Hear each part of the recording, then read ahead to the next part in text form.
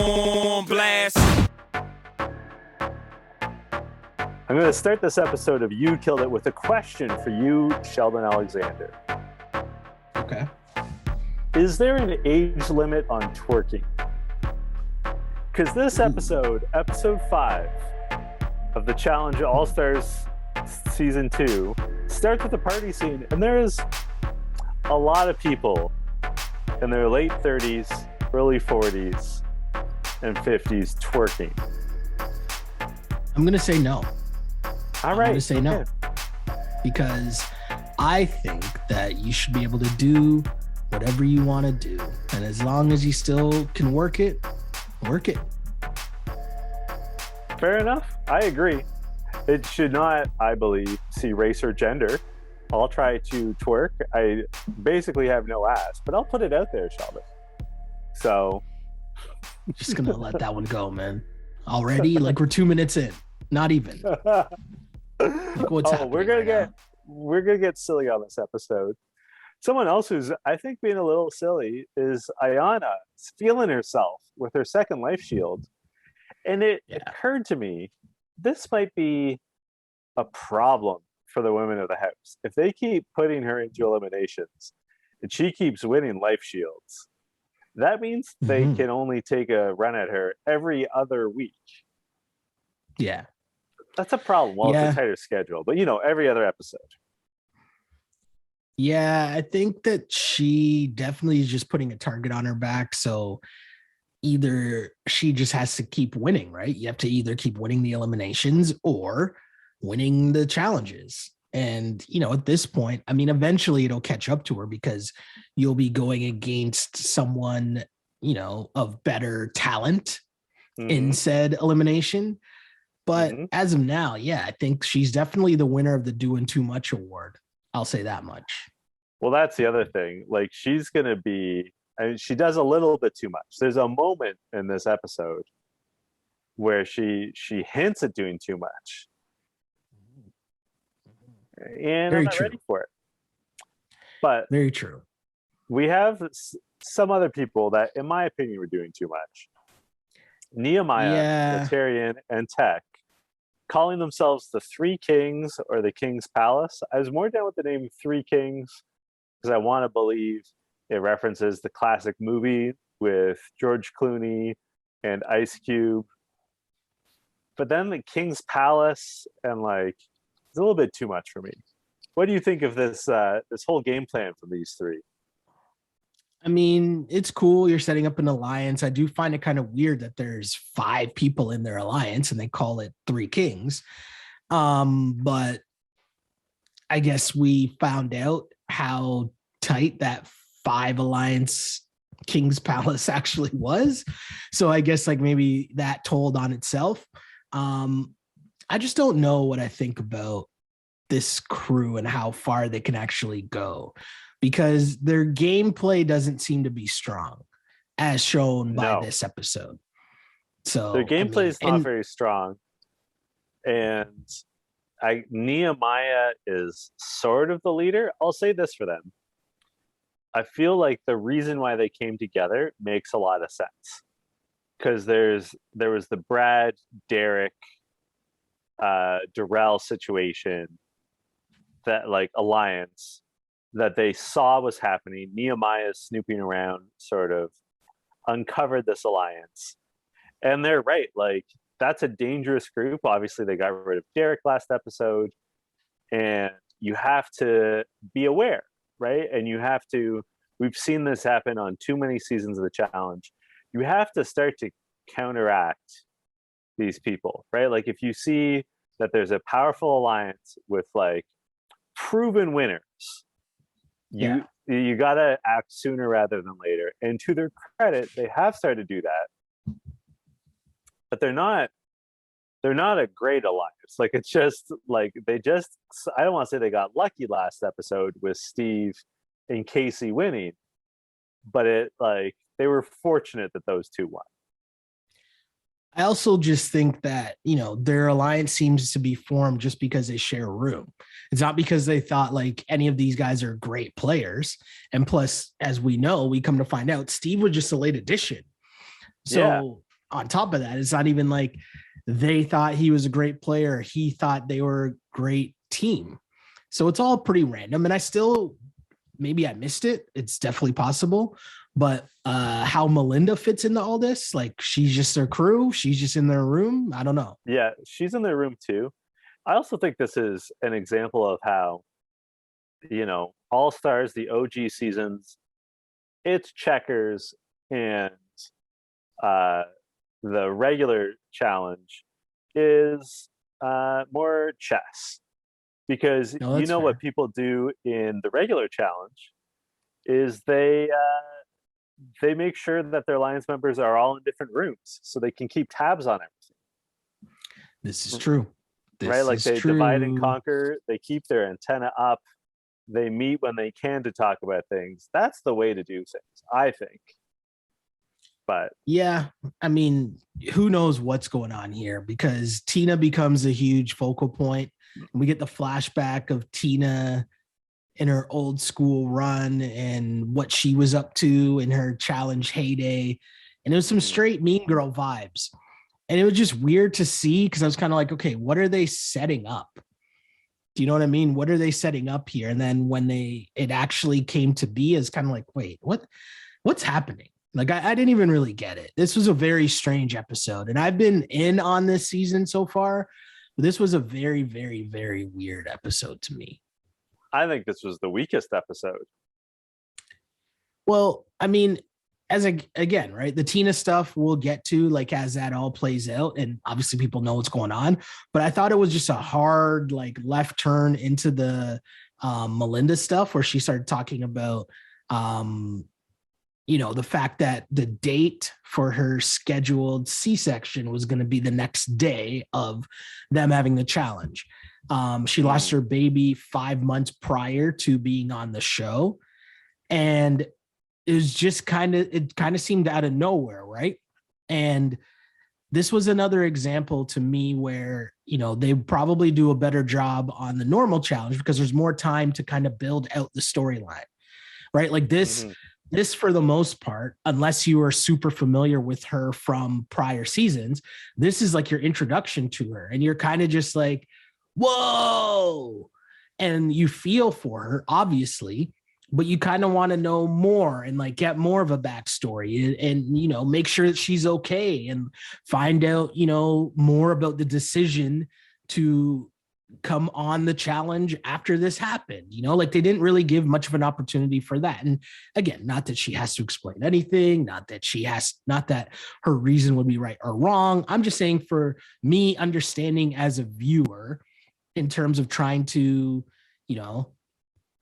figure out who you're going to root for. You want to root for these people. And obviously, having someone go through that, you want to root for them, obviously. But I'm just saying I wish they did a better job of giving us more of her story. Right? Because that's a super serious issue. And again, it just seems kind of random that it just pops up. And then we kind of just like move on. All right, here's the daily challenge. It's like, wait, what? You know what I mean? Yeah, it was, I don't want to say heavy because that almost sounds judgmental, but you're right. It was a tough left turn. I think it's constructive that she's, out here. She knows that the daily competition is going to distract her from what might be on her mind. Totally fair. And it's an awful situation that she and her partner were in. But yeah, they didn't like close that circle. Like from a narrative standpoint, we had this very impactful scene, and then it just sort of disappeared, and then suddenly it's the daily challenge. What did you think of this competition? I mean, it seemed pretty straightforward. I didn't really understand how like people didn't get the rules. Like I thought it was weird. Like you had to run, jump on these trampolines, you get to the top one, and you have to jump and knock over a puzzle piece into the water. You do that 3 times, you get the puzzle pieces, you do the math equation. Cool. Bing, bang, boom. Seems pretty straightforward. But I can't really say a lot of people because they did have the montage of the song that I didn't really know what it was. Like, obviously I know what it was because it's catchy ass woohoo, which like I remember from my childhood, obviously. But I was like, I don't know. I really don't know who sings this song. I really don't know. And we've talked about this a lot, right? So I'm sorry for the people who are like, you guys say the same thing every episode. But like, this is a song where that's stuck in my brain and it comes on and you're just like, yeah. And like obviously when the beat kicks in, you're just like, do, do, do, do, do, do, do, do, do, right? And you're like, you're all into it. And I actually stopped and like, wait, I don't even know what song this is. And instead of looking it up, I like just talking about it on the episode because it gives us stuff to talk about on the pod. But did you have the same feeling when the song came on? I mean, hold on, we got to back it up. First of all, they played S Club 7, Bring It All Back, which longtime listeners of You Killed It will know that I love S Club 7. That was obviously my song of the episode, and Bring It All Back is my go-to happy song. If I'm feeling depressed, I put it on, and it turns me around immediately. But the song you're referring to is Song 2 by Blur, which is also fantastic. Although Damon Albarn is in some trouble today with the Swifties because he took a run at Taylor Swift.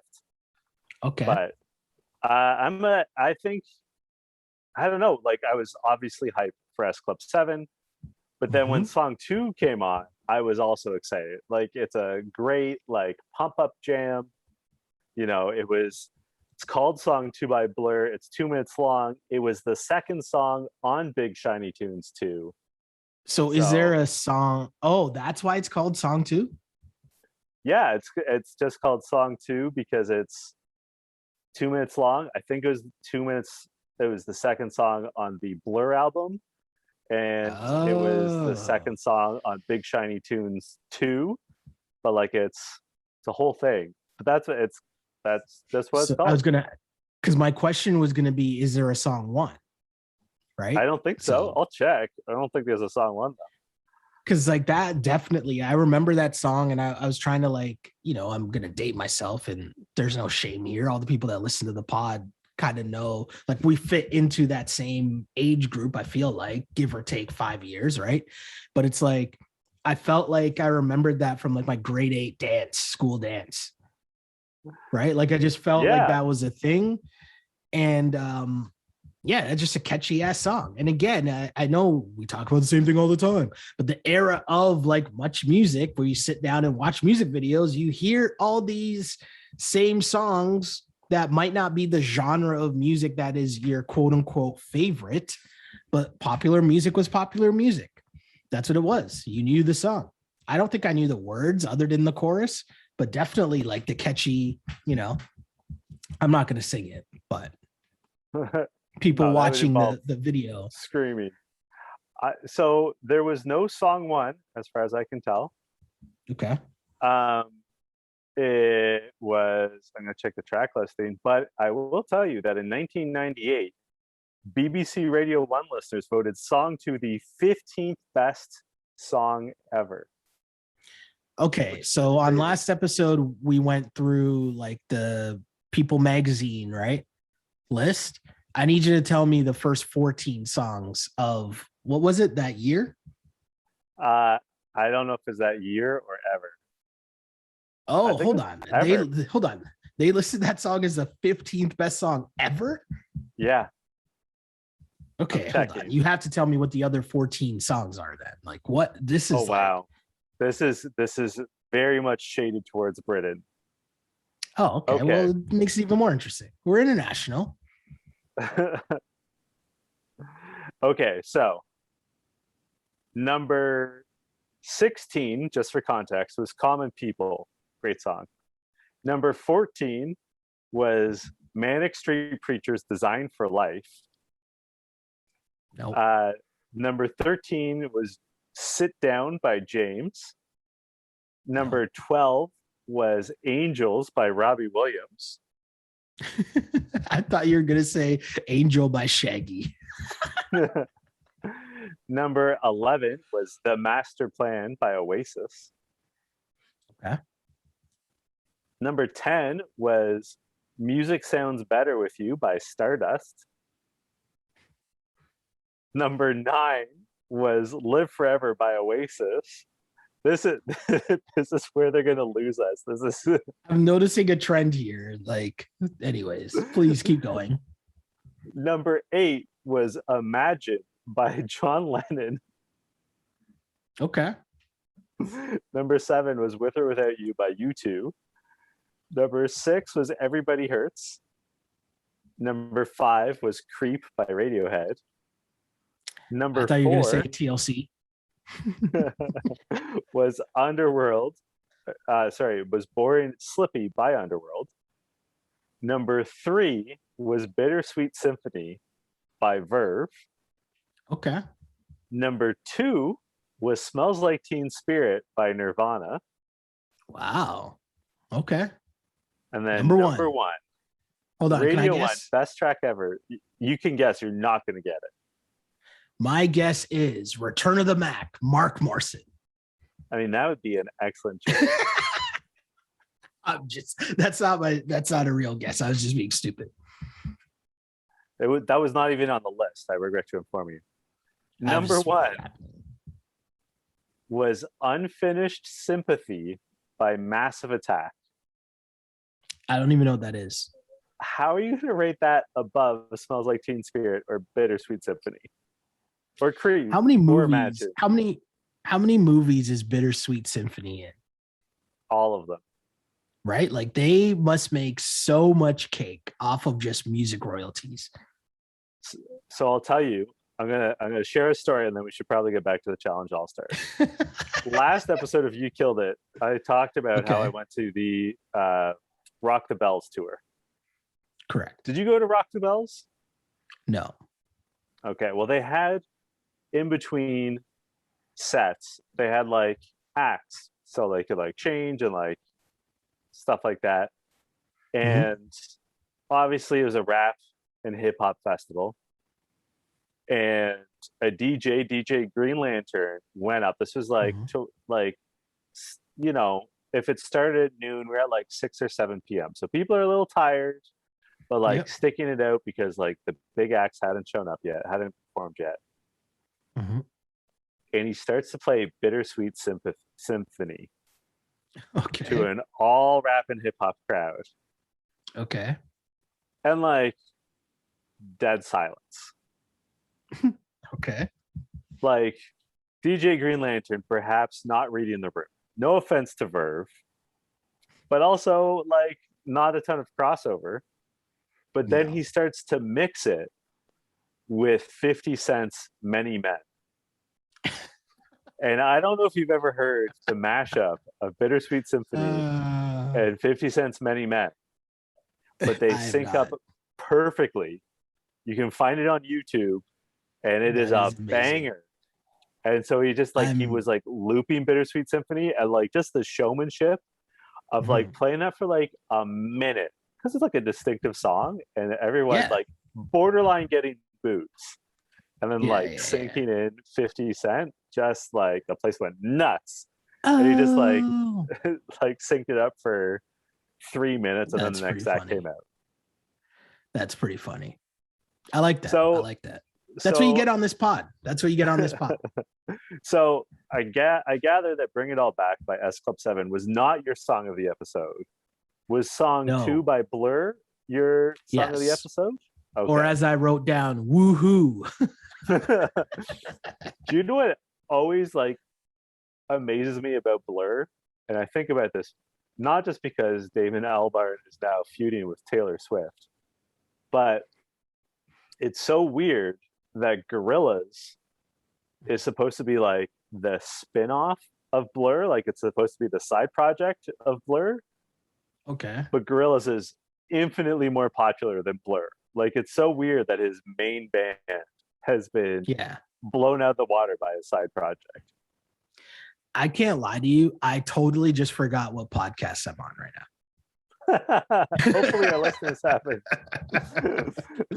Right? I'm just like, this is amazing.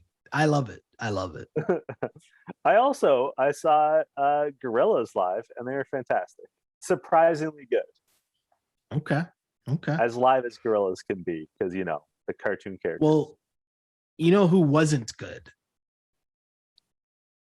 Casey. I mean, you'll have to narrow it down. I was gonna say a few people had some struggles. I mean, that's fair. Casey definitely wasn't good. She just gives up. And I found it really strange because the way that she was so cheered for. So she was applauded for her performance just last episode, no?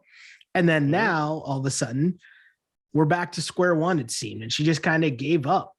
And, you know, I get how this was different because you got to jump, but while you're already doing it, it's like you've already done it. Like I don't get it. I don't get it. But what was worse, Casey's performance or Tech's math? I mean, I think Tech's math. Because here's the thing. Casey did jump, what, three times? Yeah. Like, let's give her that much. Like, she did it 2 or 3 times. She wasn't getting it done. She was taking hard falls. Like, she took the beating, you know? Yeah. Whereas Tech, in his own words, could not do 5th grade math. Okay, so let me put it to you this way then. Who was worse, Casey's performance or Steve's performance? I'm going to go Steve. I think Steve. Yeah, I'm going to go Steve. I think Steve. Casey has a history of struggling. Right? Yeah. The other thing I had a question for you stemming from this. What's worse, taking these bad falls or the embarrassing noises that people make afterwards? The air sucking, like whales mating noise that people make when they take these bad falls. Well, do you know what it is? It's like you fall and you're trying to like brace to feel like how injured you are. How hurt am I? Right? But I think the bad fall, because the bad fall, when you know you're about to crash, you know what I mean? And that's got to be such a terrible feeling. And yeah, I get why you're right. I get why Casey all of a sudden wouldn't want to do it anymore. But in terms of Steve, though, it's like he was trying to do too much. First, he jumped and tried to hit both of them at the same time, which you're not supposed to do, or I guess you can do, but it just means you got to swim more. But while he did that, he had to leave one and it just ended up floating away, which made it more difficult for him to bring it back. So it was just a bad performance by Steve. He might have had the worst performance, even worse than Melinda, who fell and got DQ'd and, you know, really wasn't a good day for her. No, but no one's mad at Melinda because she tried her best. No. Like that could have happened to any of them. And then Jasmine took a bad fall and basically washed ashore, but then dug deep and got it done. I gotta say, I used to really dislike Jasmine, like in previous seasons. Like I found her whiny and immature, but I'm really enjoying her on this season. Like she's good people. Like she's just down to earth. You know, she mentioned her kids, which sometimes I get tired of these parents being like, I'm doing it for my kids. But like it felt, she doesn't do it all the time. She's not like Corey, where she's like, I'm doing it for my kids. She just like, she mentioned it once after a really bad fall and like a rallying point, like, I'm going to do this for my kids, you know, like it was more authentic in my opinion. No, for sure. I get that. I totally get that. And I think for her too, like it was funny. What was her line later on? She's just like, I'm too old for this. Oh yeah. No, the drama when Tina was trying to do her thing. Speaking of, my line of the episode is actually the back and forth as Tina was trying to go up and she's bouncing. I don't even know what her strategy was. I don't know how to describe it. She was like on her knees trying to do this, which just seemed weird. And TJ says, that's the coolest technique I've ever seen. Followed by Tina's response of, shut up, TJ. I will say TJ had my line of the episode. Okay. When Casey quits and he's like giving her shit. He goes, you hear that plane? You'll be on the next one. Yes. Well done by TJ. Going back to the Three Kings Alliance, so not a good day for the Three Kings Alliance, as two of their alliance members who were not also mentioned in the Three Kings happened to lose said episode. I thought that was hilarious. It came down to Brad and Darrell for the guys. Darrell ends up winning, and Jody wins by a landslide. And for the women, and I mean, this led to Jody, Brad, and Darrell kind of forming like Voltron here and making an alliance somehow, right? I saw your reaction to Voltron there. You got a little excited there, John. You know me too well, Sheldon. You know I love it when you talk nerdy to me. Yeah, they got together, and I mean, this makes sense. Like, Darrell and Brad were already on the same wavelength. Maybe hadn't like sealed it, but like we're on the same page. And you know, Jody's sort of a free agent, especially with Derek gone. Yep. It just makes sense. And also, I mean, we talked about this on the regular challenge, but it's to their advantage, both Brad and Darrell. You want Jody around in the final. Totally. Because Jody and Kendall are probably the favorites to win on the women's side. You want to be able to run with them, right? Like, you want you want women that can hang with you. And like, same goes with, like, if I'm Jody, I don't know that I want to run a final with Brad, but I want to run with Darrell. Totally. Right? Like, proven winner, nice guy, like pretty calm, cool, and collected. Like, yeah, for sure. It makes a lot of sense. That's the thing. These alliances make sense. Both the King's Palace and, God, I hate that name. You know what? Just in general, Sheldon, I hate when these alliances name themselves. I hate it when they do it on Big Brother. I hate it when they do it on Survivor. I don't even watch Survivor. And I hate it when they do it on the challenge. It's always so corny. Like, it's no good. There's none of them where I'm like, oh yeah, this is fine. Like, it's always it's so cringeworthy. Especially the Big Brother ones have the worst names, but I digress. I was gonna say they've even gotten so creative that on the challenge it was just called the Big Brother Alliance. You know what? That one that's the best alliance name, because like, it's not. Well, they're not trying to be something that they're not, right? Like, they're just, they are what they are, right? And like, it's also something that I don't know that they even applied to themselves, but just people started calling them the Big Brother Alliance, and they took it. So Darrell and Jody win.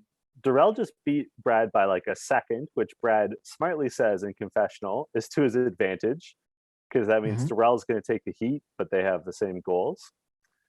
And also, Brad and Ayanna still have the life shields from last episode.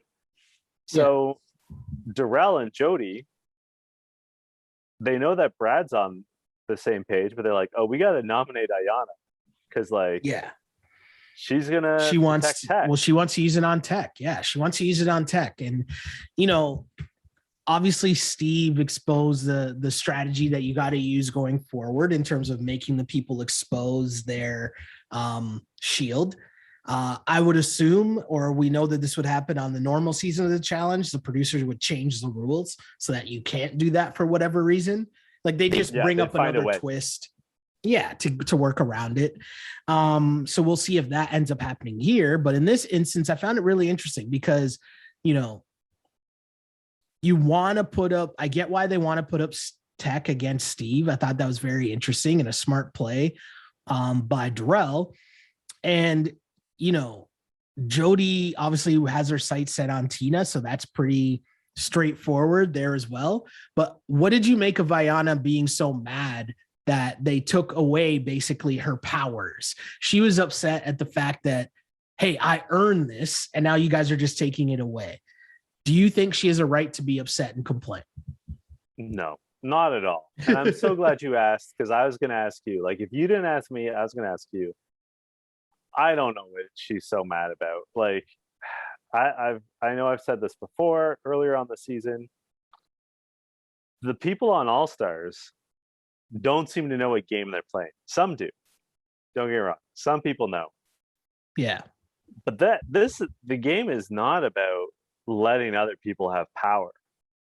right? And Ayana's not in any alliance. She's a wild card. She's hot tempered. She's playing her own game, and so be it. But like when Nehemiah is telling Derek about like, oh, you have to go in, like that's the Derek that I know. That's like, no, bro. The name of the game is to stay out. The name of the game is to control who goes in. Ayana had the power to stop them from putting in who they wanted to put in. So gotta go. And like it doesn't I know Ayana and Tech are tight. She likes Tech, but like them's the breaks. Like hey, I say it all the time in the wise words from The Wire, the game is a game, man. The game is a game. Tina doesn't get it either because she's saying she's upset and saying she doesn't play the game personal, but Jody does. And I'm thinking, wait a second, didn't Tina just put Jody up like 2 weeks ago? And wasn't that just strictly personal? I was so confused.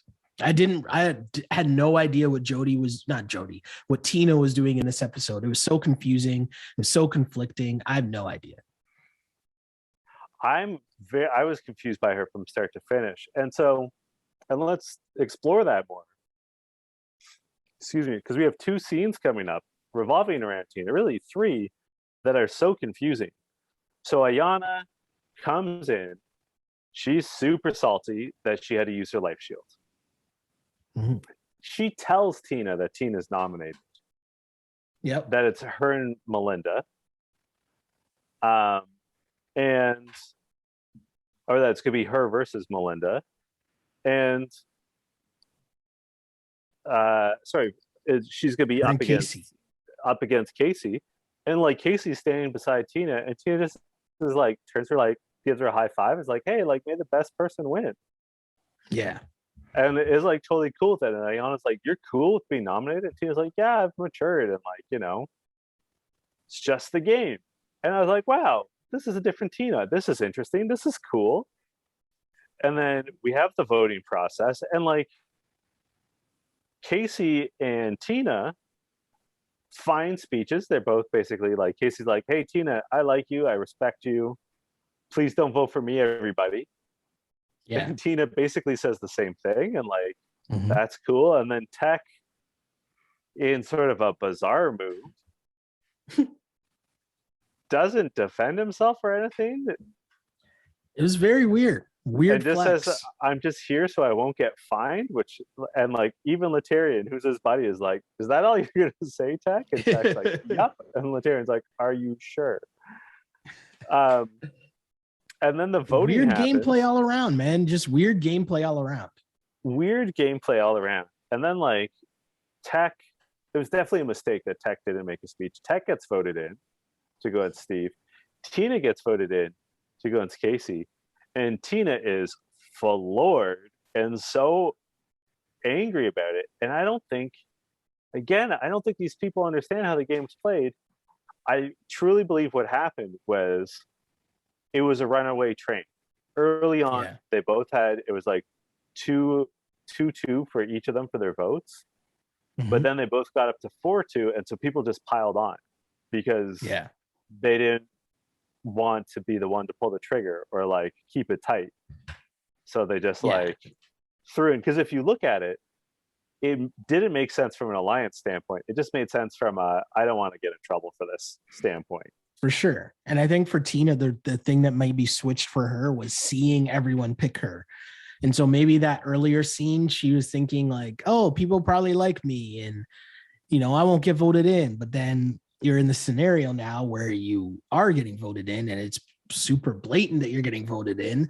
And then that's when she kind of flips it. And then, I use the example of she went Josh, right? We talk about it all the time. Our longtime Big Brother people will remember Josh's season on Big Brother, where that's what he would do. He would grab the pots and pans and just bang them in the morning and wake people up. When instead of like arguing with them and trying to do something physically to them, he would just be banging pots and pans in their face to be like the most annoying person ever.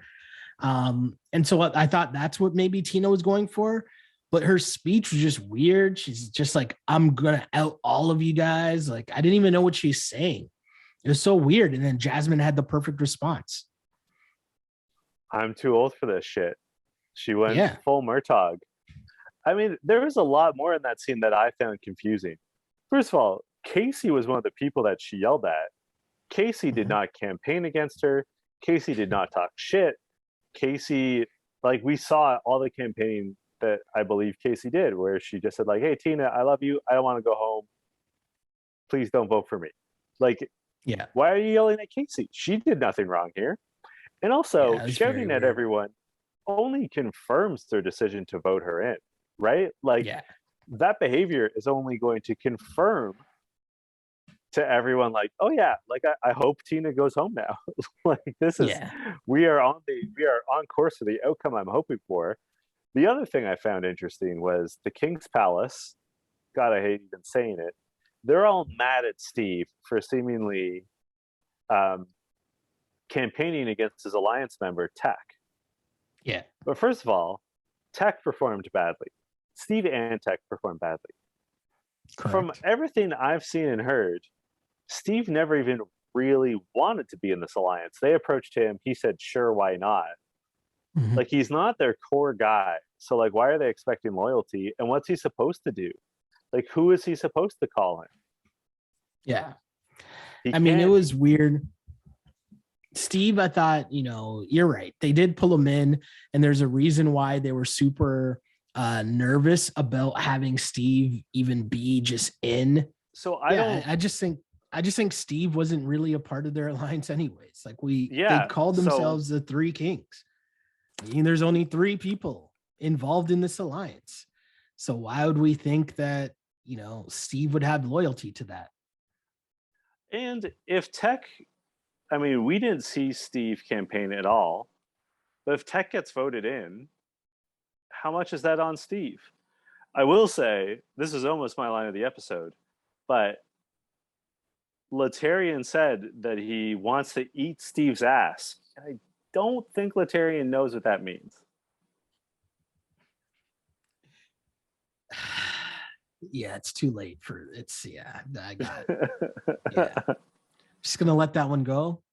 You know what I mean? I'm just gonna let that one go. So the Um, elimination. I just think it's just a messed up play all the way around, right? Like the elimination, you're right, comes out, and who did you want to win? Because for me, it's very easy. Like I wanted Tech and Melinda to win. Absolutely, 100%. I like Tech. I like Melinda. Tina's whatever. Like, Yeah, Tina's fine. I She's guess. neither here nor there. Like, and like her behavior was so bizarre at this Mhm. point that I'm just like, we don't need her. But like, I Yeah, genuinely like Tech. Like, he's funny. Of the, I hate that we have to keep saying it. Of the King's Palace of the Three Kings, I like him best. yeah. Right? No, Like, that's fair. Tech Money. That's a great nickname. Tech money. So I have to say, when I saw what it was, I was like, oh, this actually works to Tech and Melinda's favor. Yeah, Like, running, endurance, speed. I was like, this is actually going to work out. And then your man Tech throws the body. yeah. That caught me. I was stunned at that, and clearly so was Steve. Yeah. And then, so Steve got him back, but Mhm. then Tech got him a second time. Like, the first Yeah. time, I was like, okay, Steve wasn't expecting this to be a contact sport. Tech Mhm. got him by surprise. But for Tech to do it twice, Yeah. And then Steve just did what Steve's done throughout his entire time on the show. Fumbled the bag. He just missed the button somehow. yeah, And yeah, that caused Tech to win. And Steve, I mean, I don't know who my MVP is, but Steve is definitely LVP. Like, what a terrible episode Steve had. And even if you take it back to getting his homegirl Katie kicked off too, essentially by putting her yeah, in against a strong competitor, like my guy had a rough season. And at the end, when he's like, I'll see you in 18 years, thinking he's making like this funny joke, is just like, I don't even know if they'd want you back, bro. Like yeah. you were just bad. Like there's nothing good about what you did. And the Mhm. the one lifeline you did have was these guys bringing you into their alliance, and then you wanted to go against Tech anyways, and then you lost. So when you add everything up, Steve, bro, that's a tough L. Like, you had to do a lot to look worse than Tina did, because Tina obviously just stood there and didn't even try. But I would argue that Steve almost did worse than Tina. Yeah, I think at least with Tina, she made a decision. Like it wasn't an accident. Yeah. I mean, you said it though. Let's talk about the women's competition. Tina just like sort of walks out. And when she did that, I'm like, is her strategy just to like let Melinda burn out and or what? Then she just stood in the middle and faced everyone, and like Melinda like kept going at like 3/4 speed and like finished and won. I have a question for you. So Tina says, that she realized she's being the person she didn't want to be. This isn't the scene for her. So that's why she threw it. Do you think that's the case, or do you think she knew Melinda was going to beat her? Yeah, I think she knew she was going to lose, and this was an easier way out than actually losing and walking away. I think she was so rattled by being selected to go in, right? Like, I think she came on this season thinking she was going to be one of the main characters. She was going to be loud and be a focal point and be one of the stars of the show. And then to be put up to go home so quickly and voted in front of your face that all of these people would want to see you go into the elimination. I think that caught her so off guard that she's just like, you know what? This isn't what I think that part is true. This isn't what I thought it was going to be. I'm out. Yeah. Lame. And shouts to TJ again, who said that was an awesome men's elimination.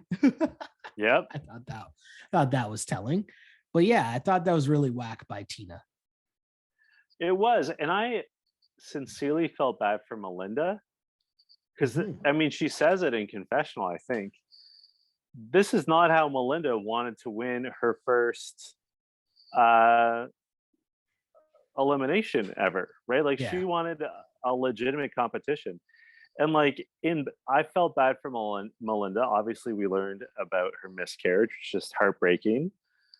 But also, then she had that nasty fall and might have been concussed, which I don't think is on her. Like, I think it could have happened to anyone. And then her opponent sort of like, I don't know, doesn't make her look dumb, but like, and I don't want to say Tina disrespected her, but it wasn't respectful either. Like, like it wasn't a satisfying win. Yeah.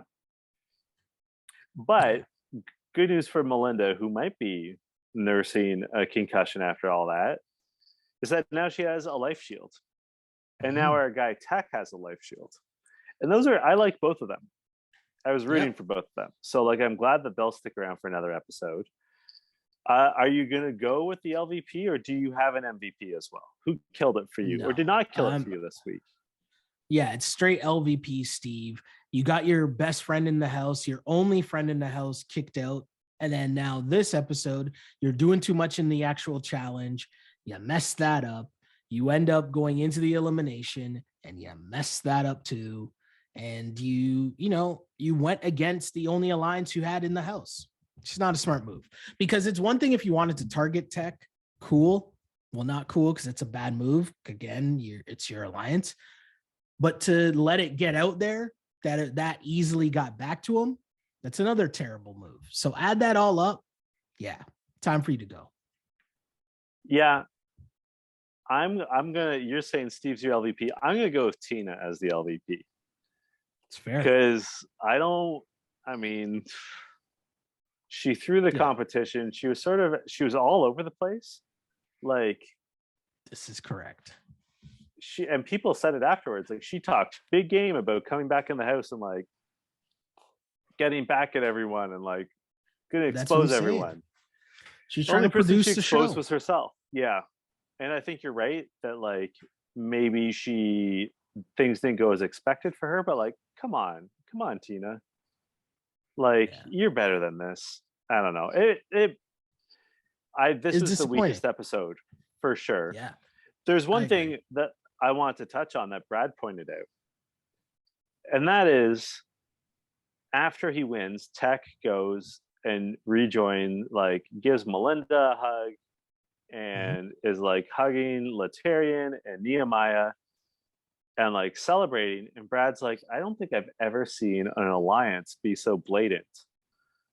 I don't know that that's the case, right? Like when Johnny and Evan and Kenny were running together, like they were very obvious. The Young Bucks are very obvious. You know, I just think everyone knows everyone's alliance. It's not hidden, right? Like people know. So I get what Brad's trying to say, but it's not that big of a deal. I don't think it's that big of a deal as well because, you know, the King's Palace, those guys, they took out Derek last episode. And then basically Darrell swung back, pitted Steve and Tech against each other and took out Steve. So, like, you know, the lines have been drawn pretty much. There's some free agents out there for sure, but like, there's a group of 4 and a group of 4, and they're gunning for each other. And it's that straightforward. Yep. Where can the good people find you on social media? Find me on Twitter at Shell Alexander, on Instagram at Sheldon Alexander, and like, subscribe wherever you get the You Killed It podcast, and make sure that you also subscribe on the YouTube page, watch the video, bless us with a like, all that fun stuff. Tell your friends. And you can get me on Twitter and Instagram at J Chidley Hill, and I am on TikTok at Jesus Chuttlesworth. Until next week, this was You Killed It. You killed it. On blast.